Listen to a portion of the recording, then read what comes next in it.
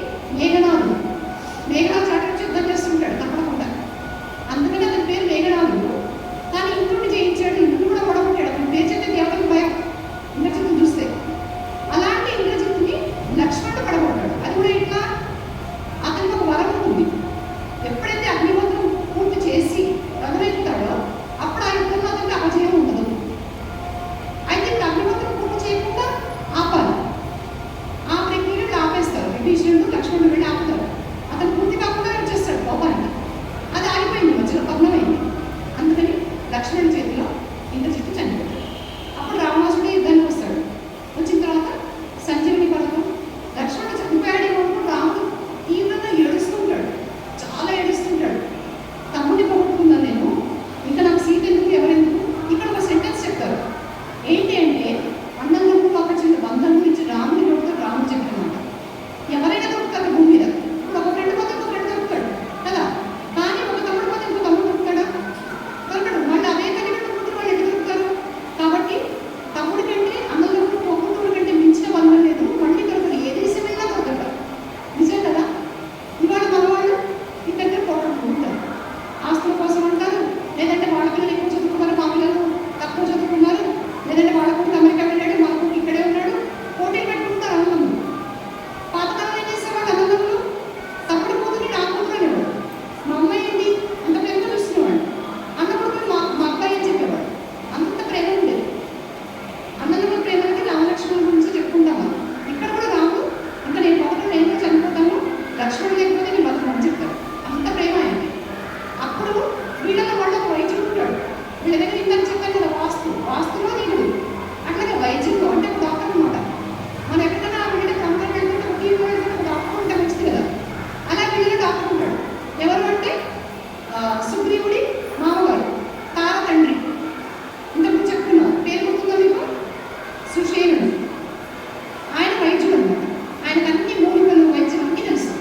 ఆయన వస్తాడు, వచ్చి చెప్తాడు, రామ లక్ష్మణుడు చనిపోలేదు, ప్రాణాలు ఉన్నాయి అని చెప్పి అప్పుడు చెప్తాడు. మీరు తొందరగా వెళ్ళి ఆ సంజీవని పర్వతం తీసుకురండి, మీరు దాని మీద 4 రకాల మూలికలు ఉంటాయి అన్నమాట. విశల్యకరణి, సంక్రాని అట్లా 4 మూలికలు ఉంటాయి, అవి తీసుకురండి అని చెప్తాడు. చెప్తే హనుమంతుడు ఏం చేస్తాడు, అంత సమయం లేదు, 4 మూలికలు గుర్తించే సమయం లేదు. అంత పెద్ద పర్వతం మీద ఒక్కొక్క మూలిక చూడడానికి టైం పడుతుంది. అందుకని పర్వతమే తీసుకొస్తాడు. అప్పుడు అది చూసి సుషేనుడు కావాల్సిన మూలికలు తీసుకుని లక్ష్మణుడిని పంపిస్తాడు. ఇంతకుముందు ఏమవుతుందంటే ఇంతకుముందు కూడా ఇలాగే జరుగుతుంది. అయితే రావణాసుడు ఏంటంటే అతను కన్నింగ్ కదా, చాలా కన్నింగ్. చనిపోయిన రాక్షసులందరినీ కూడా సముద్రంలో పడి ఏం చెప్తాడు, రాక్షసుల శవాలు సముద్రంలో పడి ఏమంటాడు. ఎందుకు?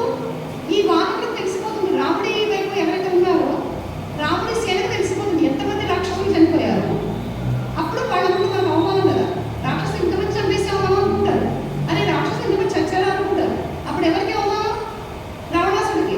అందుకని మన వాళ్ళు ఎంతమంది చనిపోయారో తెలియకూడదు ఎవరికి, ఎందుకంటే రహస్యంగా సముద్రంలో పడేయండి అంటాడు. అన్నప్పుడు ఇక్కడ గమ్మత్తు జరుగుతుంది. ఏంటంటే అంతకుముందు కూడా ఈ వేరే తీసుకొని వస్తాడనమాట హనుమంతుడు. తీసుకొని వచ్చినప్పుడు దీనికి చాలా మంది వానరులు చనిపోయారు. అప్పటికే యుద్ధంలో చాలా మంది చనిపోయారు. ఇంకా యుద్ధం అంతా నిబంధనగా ఉండి రాముడి కూడా ఎక్కువ మంది గాయపడ్డారు. అందరూ వానరులు పడిపోయారు, రామలక్ష్మణుడు పడిపోయారు.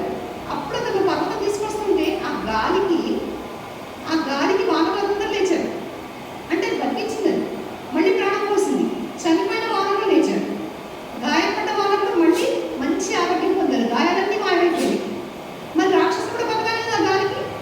వాళ్ళందరూ సముద్రంలో ఉన్నారు కదా, వాళ్ళు బతకలేదు. ఒక చెడు చేసినందుకు రావణాసుడికి అది ప్రాబ్లం అయింది కదా. ఇప్పుడు ఆ శవాలు కనుక రాక్షసుల శవాలు కూడా సముద్రంలో వేయకుండా బయటనే ఉంటే వాళ్ళు కూడా బతికేవాళ్ళు. అతను చెట్టులాగా చేసుకున్నాడు. ఇప్పుడు వానరుల సంఖ్య పెరిగింది, రాక్షసులు చనిపోయిన వాళ్ళు చనిపోయినట్టే ఉంది. అలాగే చివరికి అప్పుడు ఇంద్రుడు ఏం చేస్తాడంటే రాముడు నేల మీద నుంచి యుద్ధం చేస్తున్నాడు. రావణాసుడు పెద్ద రథం మీద వచ్చాడు. ఆ రథం చాలా బాగుంది, దానికి అన్ని ఏవో అలంకారాలు చేసుకుని దాని నిండా ఆయుధాలు ఉంది. ఒక మంచి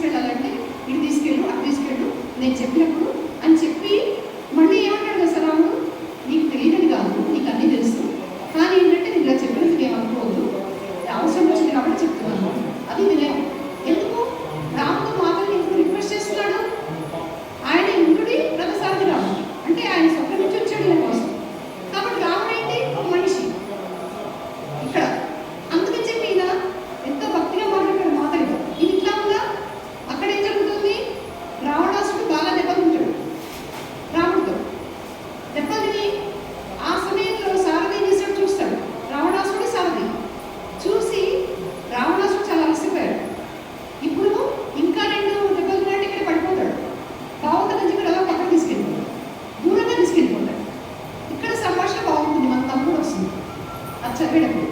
ఎందుకంటే రావణాసుడు చాలా కోపం వస్తుంది, బాగా తిట్టుకు స్టార్ట్ చేస్తాడు. ఎవరిని? తన సారథిని. నీకు గుర్తుందా, నన్ను నవ్వు కాల్ చేయాలని చూస్తున్నావా, అట్లా పారిపోయేందుకు నన్ను తీసుకుని ఇప్పుడు నన్ను సందరే అనుకుంటారు, రథంలో పారిపోయాడు రావణాసుడు అనుకుంటారు కదా. నీకు ఎంత ధైర్యం నీకు అసలు? నీకు ఎవరన్నా డబ్బులు ఇచ్చారా? నీకు నాకు ఎగిరిస్తున్న బొమ్మలు ఇప్పుడు ప్రస్తుతంలో రాజకీయాలు అవుతుంటాయి కదా, ఈ పార్టీలో వాళ్ళు ఆ పార్టీలో వాళ్ళు డబ్బులు ఇవ్వడము, వీళ్ళు వాళ్ళు కొనేసుకోవడం కూడా జరుగుతుంది. అందుకని ఆ కాలంలో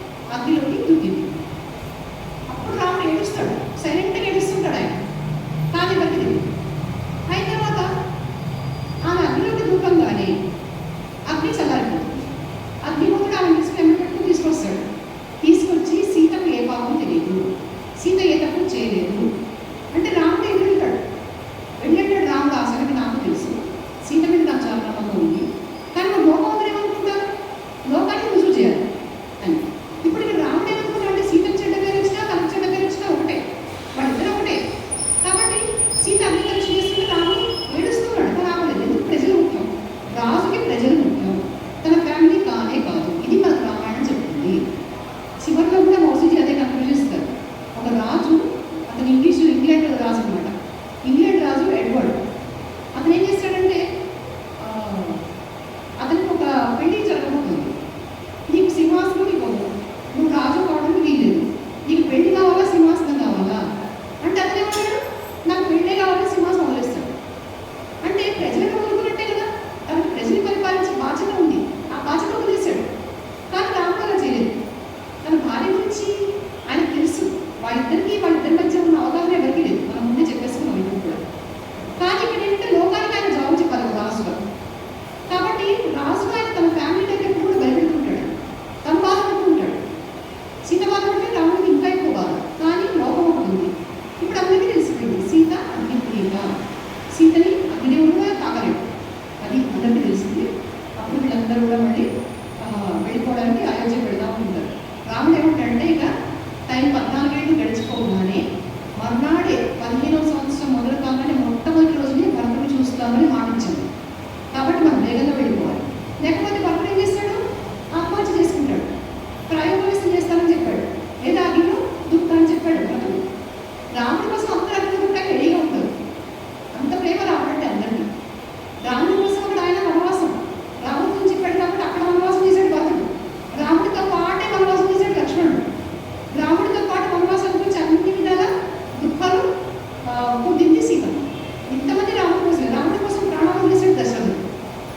ఇంతమంది చూడండి ఫ్యామిలీ అంటే ఆయన ఎంత గొప్పవాడు. ఆ గొప్పతనాన్ని బట్టి అందరూ ఆయన ఇష్టపడతారు కదా. కైకలు ఇష్టపడ్డారు, కైకలు ఇంతమంది ఫ్యామిలీ ఉన్నారు ఇక్కడ.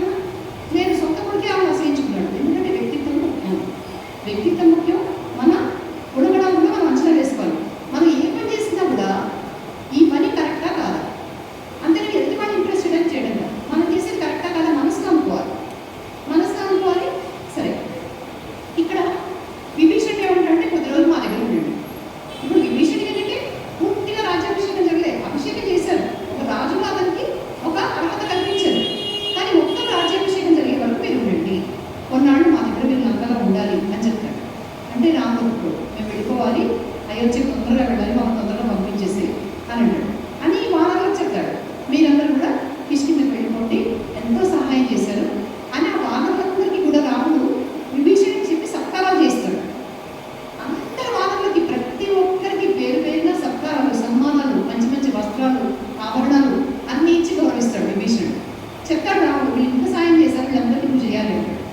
అంటే వింటాడు విభీషణుడు. ఎందుకంటే సుగ్రీవుడు విభీషణుడు కూడా రాముడి వల్ల వాడు రాజులైనాడు కదా.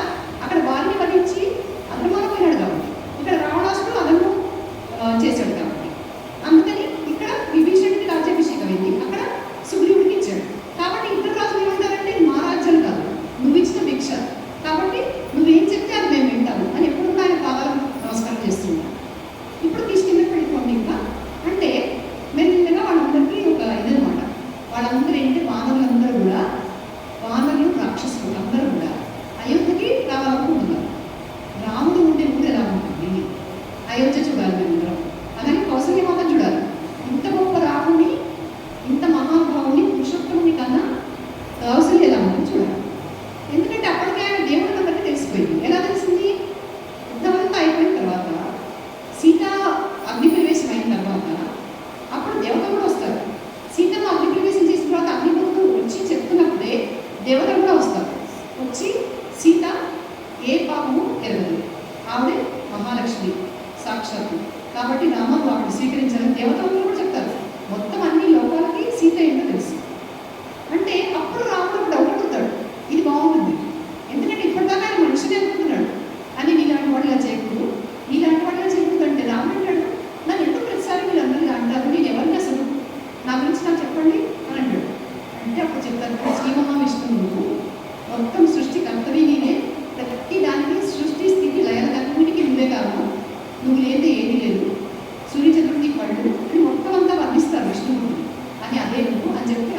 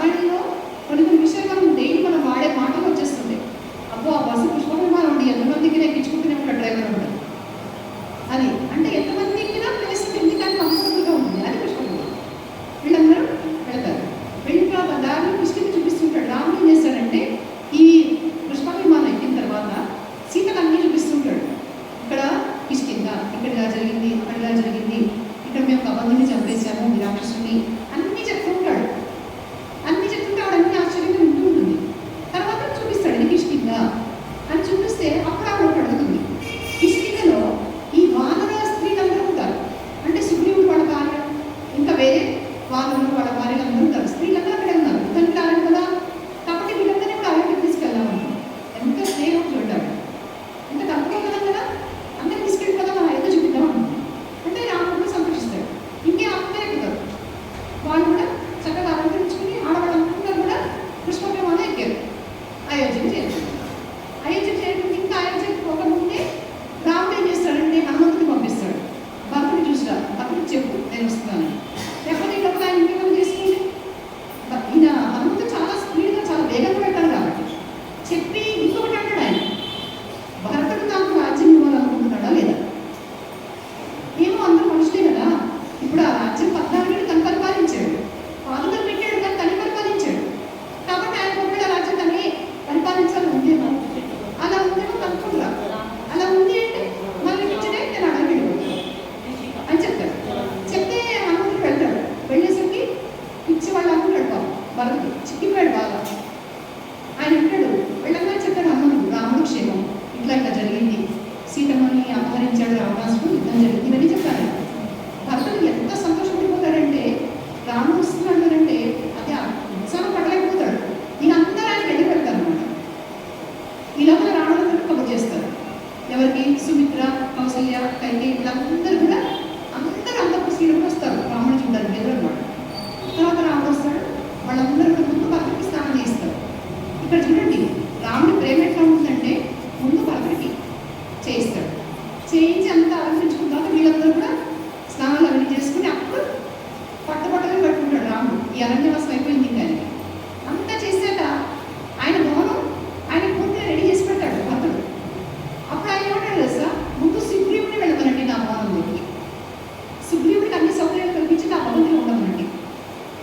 అది ఫ్రెండ్షిప్ అంటే. ఎందుకు సుగ్రీవుడు చేసినంత సహాయం ఆయనకు ఎప్పుడు మర్చిపోలేడు, ఆయన చేసిన సహాయం అంటే అలాగే చేస్తాడు. అందరినీ ఏనుగుల మీద ఎక్కిస్తాడు, సుగ్రీవుడు ఏనుగు మీద ఎక్కిస్తాడు, అది రెస్పెక్ట్ అనమాట. అట్లా విభీషణుడు దాని మీద, ఎందుకంటే విభీషణుడు సాయం చేశాడు రావణాసురుని చంపేయడం. ఇట్లా రాముడు అందరికీ కృతజ్ఞతలు చూపించుకుంటాడు, వెళతారు. తర్వాత ఆయనకి పట్టాభిషేకం. సో ఇది రామాయణం. మరి రామాయణం ఎలా ప్రచారంలోకి వచ్చింది? ప్రచారంలోకి ఎలా వచ్చింది అంటే ఇది కూడా మామూలుగా మన ఒరిజినల్ రామాయణం ఏదైతే ఉందో మన మౌసీజీ కూడా అదే చెప్పారు. ఏమని అంటే లవకుశులు వాల్మీకి ఆశ్రమంలో ఉన్నారు. ఎందుకు అంటే సీతమ్మ అప్పటికి మళ్ళీ అరణ్యవాసానికి వెళ్ళిపోయింది, ఎవరో ఒక రజకుడు చాకలతో ఏదో అన్నాడు అని చెప్పేసి ప్రజల అభిప్రాయం అదే అని చెప్పి ఆమె మళ్ళీ అడవికి పంపించేశారు.